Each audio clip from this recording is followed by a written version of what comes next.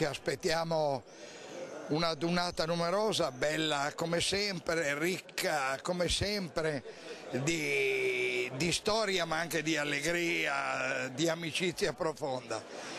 Abbiamo bisogno una volta all'anno di trovarci assieme per ripartire, per ricordare i nostri caduti, per voler bene a questa associazione, ma soprattutto alla nostra patria Italia, specialmente in questo periodo non troppo felice per tutti noi. Ci siamo subito dati da fare per piantare il campo, i nostri gazebo, le nostre tende e anche la doccia che ci siamo costruiti per stare qua in questi 4-5 giorni che siamo qui per l'adunata. In cerimonie come queste, in manifestazioni come queste, in adunate di popolo come queste, forse quei valori e quei punti di riferimento ancora si trovano e la gente, io sento, ne ha bisogno e li vive volentieri.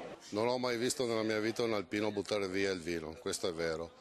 Però assieme gli alpini, oltre che fare le visite guidate, fanno molta beneficenza e danno un sostegno a tutte le persone che ce lo chiedono.